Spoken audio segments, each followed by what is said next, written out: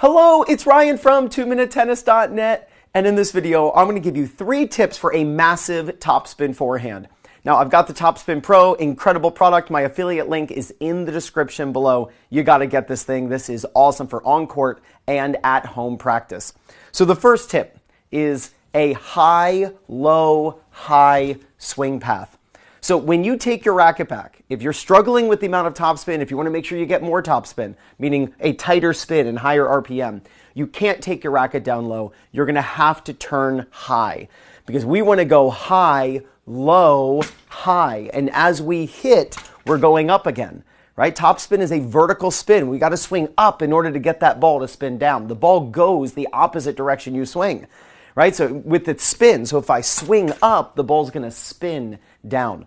So I have to make sure that my racket is higher than head level, then drops below the ball, and then back higher than head level again. I see so many players trying to hit topspin, and they're swinging flat into the back of the ball. You can hit topspin that way, but it'll never go over the net because you got to tilt the strings down severely at contact, and the ball just goes into the net. So high, low, high. Film yourself and make sure that that is the swing path you are using.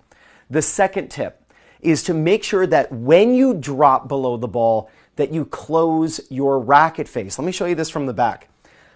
Most players I see who struggle with the amount of topspin they put on the ball and they hit very flat, their racket is on edge in the back. Now, there's always someone in the comments who responds, well, Agassi and De Minaur, I watch these players, and Tsitsipas, they're not closing their racket face a ton.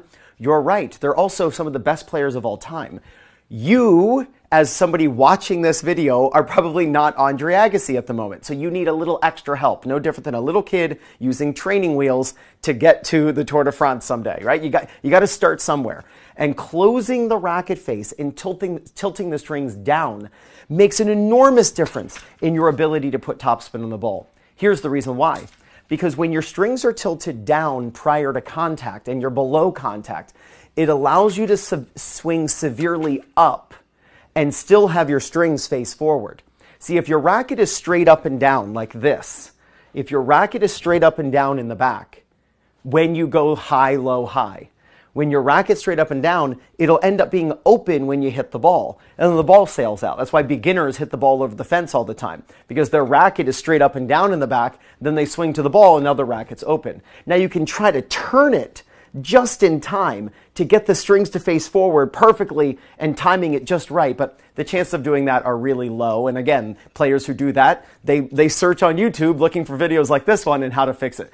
So use your high, low, high swing, but at the bottom, make sure your strings are tilted down. The amount they tilt down will be based on your grip, but I just recommend with a very simple idea of closing the racket face around 45 degrees. Closing the racket face slanted diagonally about 45 degrees. That'll allow you to swing up as you're hitting the ball and put a ton of topspin on.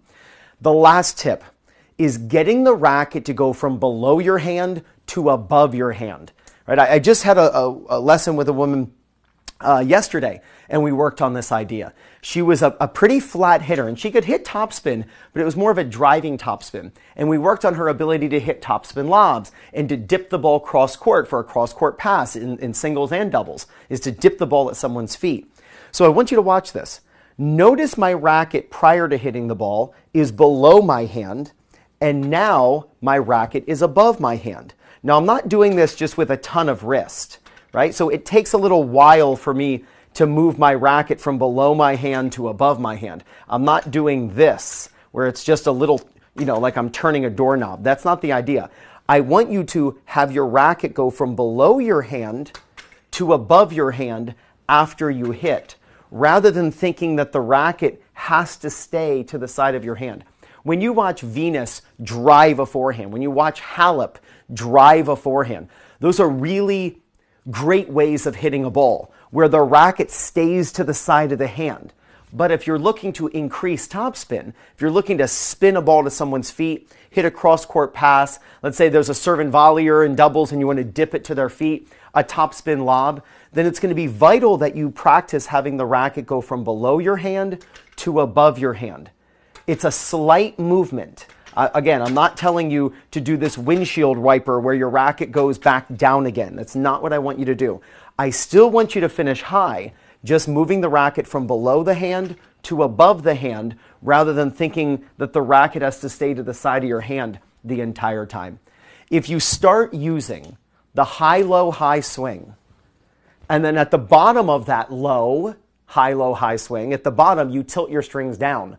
And then as you come up, you focus on making sure the racket goes from below your hand to above your hand on its way up. There is no doubt you're going to gain confidence, win more matches, and play much better tennis.